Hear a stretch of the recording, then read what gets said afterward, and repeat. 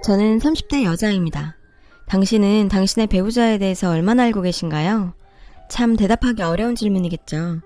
드라마나 영화에서나 보던 범죄의 피해자가 된 제 이야기를 한번 해볼까 해요. 대학 졸업 후 사회생활 2년 만에 모든 걸 내려놓고 갑작스레 필리핀으로 어학연수를 떠나게 되었죠. 사실 어학연수는 도피를 위한 핑계였을 뿐이었어요. 좁디 좁은 취업의 문을 뚫고 들어간 회사는 그저 또 다른 지옥이 기다리고 있었어요. 회사에서 잘 보이기 위한 노력은 제 생각과는 다르게 칭찬을 듣기는커녕 여직원들에게는 여우년이라 불리고 남자 상사들에게는 성희롱의 대상이 되었어요. 어렵게 들어간 회사를 2년 만에 그만둘 만큼 정신적으로 지쳐있던 저는 재충전의 기회가 필요했고 필리핀에서 어학연수를 하면서 재취업을 시도해보기로 했습니다. 대학 4년부터 취업 준비, 사회생활까지 바쁜 경쟁 속에서 살던 저에게 필리핀은 생애 처음 완벽한 자유를 느끼게 해줬죠.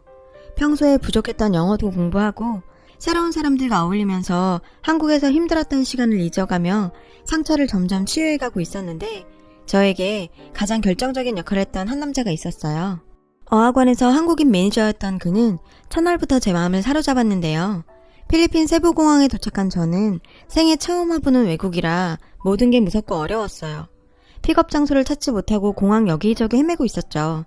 누가 건들면 금방이라도 눈물이 쏟아질 것 같던 저에게 공항 밖에 대기하던 택시기사들은 계속 자기 차를 타라며 제 캐리어도 차에 실려고 하는 통에 멘탈까지 나갈 지경이었는데 누군가 제 이름을 부르며 달려왔어요. 지연씨? 지연씨? 저를 픽업 나왔던 매니저인 그 남자는 제 짐을 실으려 하는 택시기사를 가로막아 섰고 저는 온갖 감정에 휩싸이면서 그 자리에 주저앉아 울어버렸어요. 첫 만남부터 찌질하게 눈물 콧물 흘리면서 우는 모습을 보여주면서 저희의 인연은 시작되었어요. 울고 있는 저를 달래며 너무 나오지 않으셔서 직접 찾으러 다녔다더군요. 공항을 울먹대며 배회하고 있는 저를 보고 왠지 명단에 적힌 김지연이 맞을 것 같다는 생각을 했답니다.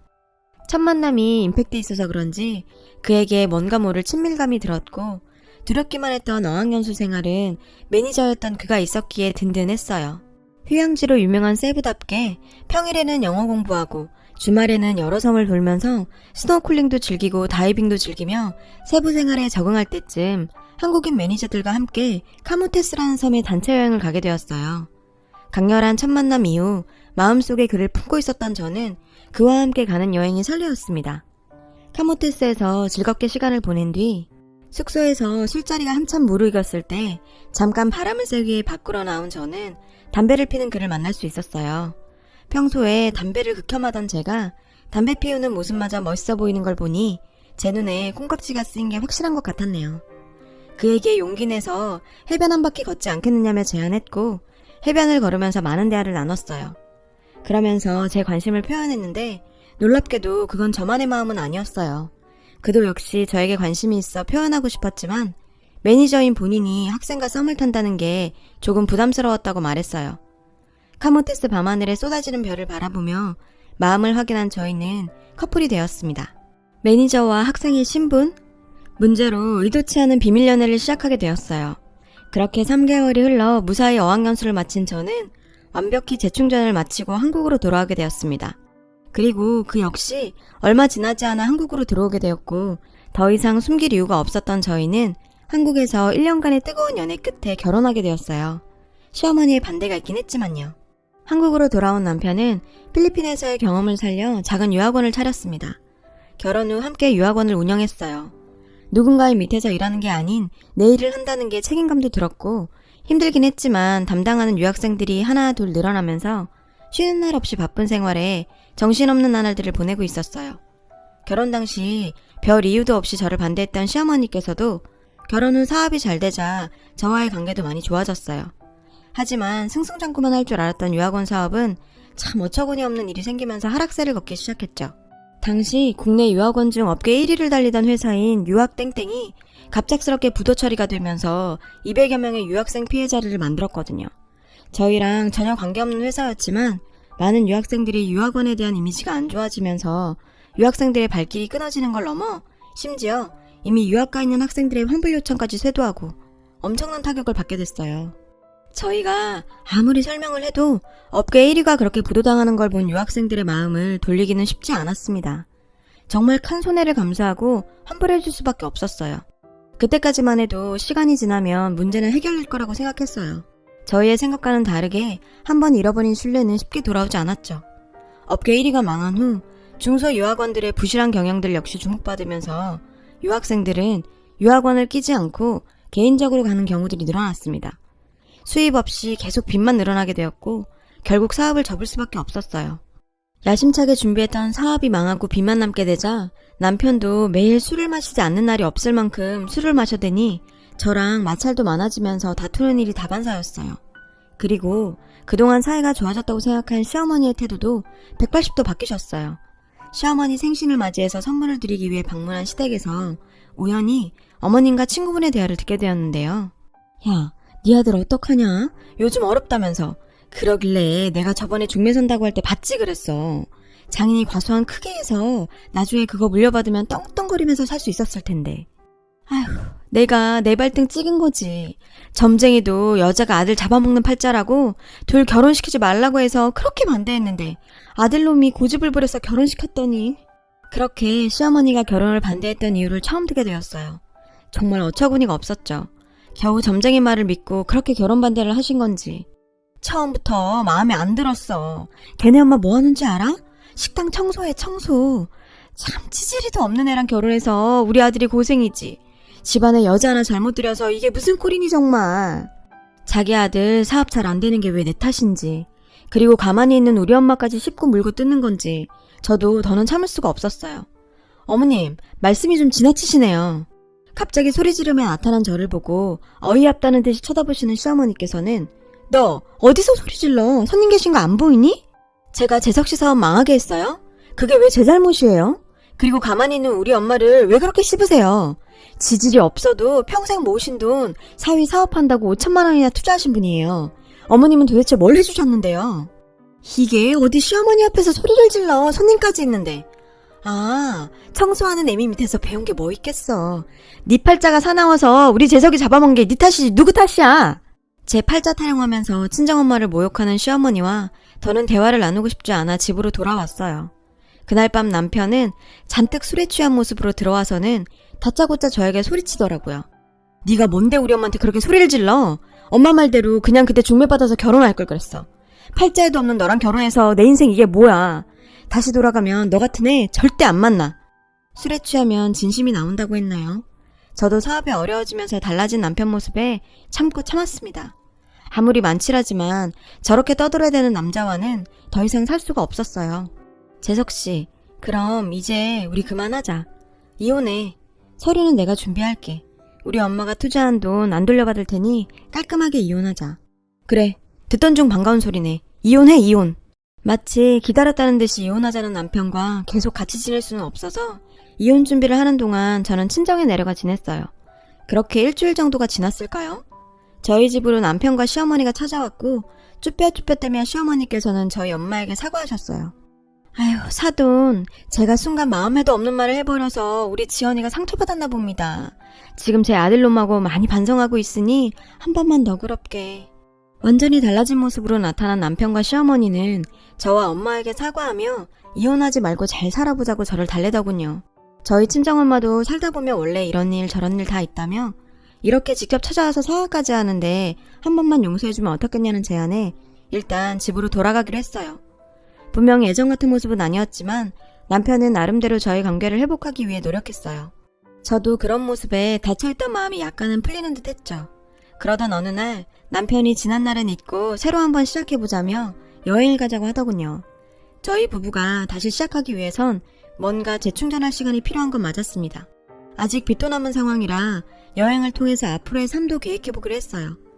그렇게 떠나게 된 제주도 여행은 필리핀에서의 연애 초기가 생각날 정도였고 남편도 사업하기 전 제가 좋아하던 그 모습으로 돌아갔다는 착각이 들 정도였어요. 다시 예전처럼 빚도 다 갚고 행복한 삶이 올 것만 같은 기분이 들었죠. 그리고 제가 기억하는 건 여기까지. 제가 다시 정신이 들었을 때는 얼마나 시간이 지났는지도 모를 시간이 흘렀을 때였어요. 어렴풋이 들리는 소리에 정신이 들었는데 몸은 움직이지 않았고 눈조차 뜰 수 없는 상황에 나 설마 죽은 건가 싶은 생각마저 들었어요. 정신만 깼다가 잠들었다 하는 생활은 계속되었고 누워있는 동안 어렴풋이 들려오는 소리만이 제가 살아있다는 걸 알려줬어요. 진짜 영화나 드라마에서 보던 것처럼 병원에 의식 없이 누워있는 사람들도 다 듣고 있다는 게 실감이 되는 순간들이었죠. 친정엄마는 매일같이 오셔서 눈물 흘리시며 저에게 말을 거셨고, 엄마의 목소리에 대답하고 싶었지만 제 몸은 더 이상 제 의지대로 움직이지 않았습니다. 얼마나 지났는지 무슨 일이 일어나는지도 모른 채 병원 침대에 누워 있었는데 남편이 누군가와 대화하는 소리가 들렸어요. 설마 안 죽는 건 아니겠지? 이게 도대체 무슨 말인지, 안 죽는 건 아니라니? 무슨 말인지 정말 의아하더군요. 재석아, 걱정하지 마라. 의사 선생님 말 못 들었니? 깨어나기 힘들 거라잖아. 빨리 얘가 죽어야 우리 빚도 갚고 너도 새로 시작할 수 있을 텐데. 너도 네 몸 걱정이나 하렴. 너도 사고 때 많이 다쳤잖니. 분명 시어머니의 목소리였죠. 그 둘의 대화는 마치 제가 죽기를 바라는 듯 했고, 내가 죽어야 빚을 갚을 수가 있다니? 도저히 이해할 수 없는 대화는 제 머릿속을 온종일 떠나지 않았어요. 그 후로도 병실에서의 그 둘의 대화는 계속되었고, 저는 이 인간들이 빚을 갚기 위해서 제 사망보험금을 노리고 일부러 사고를 냈다는 사실을 알게 되었어요. 그때부터 저는 진짜 이대로 죽으면 안 된다는 생각이 들었어요. 어떻게든 깨어나서 복수해야겠다는 생각밖에 안 들었습니다. 제 바람에 기적이 일어났던 걸까요? 조금씩 손가락도 움직여지고 눈도 떠지면서 마비됐던 몸이 점차 풀려가는 게 느껴졌어요. 그 인간들의 그 악마 같은 모습의 증거를 잡기 위해서 친정엄마가 왔을 때 힘겹게 눈을 떴어요. 너무 놀라서 의사 선생님을 부르려는 엄마를 말리며 잘 나오지 않는 목소리를 짜내면서 말했어요. 엄마, 녹음기 좀 준비해줘. 알리지 마. 나 깨어난 거. 엄마는 어리둥절한 듯 보였지만 제 말대로 녹음기를 준비해 주셨어요. 녹음기를 침대 사이에 끼워놓고 그 인간들이 이야기를 할 때마다 녹음했어요. 아, 진짜 아주 징글징글하게 안 죽네. 어차피 죽을 거 빨리 좀 죽어주지. 더럽게 목숨줄 즐기네. 내가 그때 더 확실하게 사고를 냈어야 됐는데. 그래, 그때 조금만 확실히 했으면 이렇게 쓸데없이 시간 보낼 필요도 없었는데. 제가 깨어난 걸 꿈에도 모르던 그 인간들은 갈수록 노골적으로 제가 죽기를 바랐지만 이미 저는 완전히 깨어났는데 말이죠. 어느 날 제가 깨어났다는 소식에 헐레벌떡 그 인간들이 병실로 뛰어왔고, 제가 깨어나 앉아있는 모습에 그 둘은 새색이 되었었는데요. 자기랑 어머님은 표정이 왜 그래? 나 깨어났는데 안 기뻐? 기쁘지. 기뻐. 정말 다행이다. 아, 당신이랑 시어머니가 기쁠 리가 없지. 내가 죽어야 내 사망보험금 받을 수 있었을 텐데. 아쉬워서 어째? 제 말 한마디에 그 둘은 얼굴이 파랗게 질려버렸어요. 그게 무슨 말이야? 나 죽이려고 일부러 사고 냈다면서. 너 빚도 갚고 새로 시작해보겠다고. 나 누워있을 때 왜 이렇게 안 죽느냐며 고사 지내더니 뭐 모른 척이야. 어머, 얘 봐라. 사고 나더니 머리를 다쳤나. 나랑 네 남편이 너 누워있는 동안 지극정성으로 보살펴서 깨어나서는 뭐? 말도 안 되는 소리를 하고 있니? 이러려고 일부러 우리 집 친정까지 찾아와서 이혼하지 말라고 말리신 거예요? 너희 모자는 다 계획이 있었군요.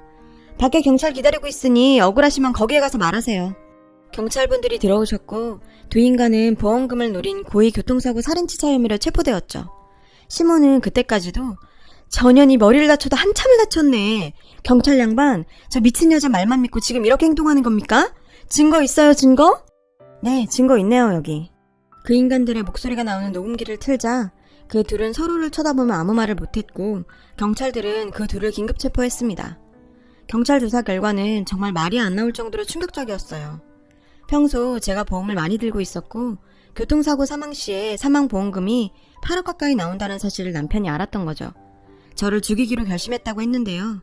사람들이 의심을 피하고자 자기가 다쳐가면서 직접 사고를 냈고 블랙박스 확인 결과 사고 직전에 제가 타고 있는 조수석 측으로 핸들을 틀어버리는 장면도 고스란히 찍혀 있었습니다. 더 충격적인 건 그런 아이디어를 준 사람이 바로 시어머니였어요. 본인이 TV에서 봤다면서 피해자가 죽으면 고의성 입증이 쉽지 않다며 걱정하지 말라고 아들을 독려했다고 해요. 참, 아들이 사람을 죽인다는데 말리기는커녕 오히려 같이 동참하는 걸 보니 그 어미에 그 아들답다는 생각이 들었어요. 본인 목소리로 범죄를 시인하는 녹취 덕분에 사건 처분은 빨리 진행되었고 꼴에 자기 엄마라고 자기가 모든 범죄를 했다고 자백했다고 하더군요. 재판장에서 그 남자의 모습은 그저 초라하기 그지없는 범죄자의 모습이었고 시모는 아직 본인의 잘못을 반성하지 못하는 듯 했어요. 니년 때문에 내 아들이 적골이 됐어. 이 남편 잡아먹으려나. 어디서 년년거려. 당신 아들 내가 잡아먹은 게 아니라 당신이 잡아먹은 거야. 아들이 사람 죽이겠다는데 말리지는 못할 망정 사람 죽이라고 시키는 놈이가 세상에 어딨냐. 당신 때문에 당신 아들 저렇게 된 거니 남 탓하지 마. 제 사망보험금을 노리고 고의사고를 낸 혐의로 남편은 징역 3년을 받게 되었어요. 평생 감옥에서 썩어도 모자랄 판에 3년이라니. 하지만 보험사에서는 저 사고로 제가 사망했으면 3년은커녕 사망보험금 8억을 그대로 받았을 거라고 하더군요. 제가 살아남아서 보험사로서도 다행이라며 제 치료비와 사고에 따른 보험금은 지급해 주셨어요. 아직도 제 몸이 완전 정상은 아니라 병원 치료받으며 지내고 있지만 정말 저승문턱까지 갔다 오다 보니 살아있다는 게 이렇게 소중할 수가 없네요. 여러분도 자신을 좀 더 사랑하고 행복한 삶 꾸려 나가시길 바랍니다.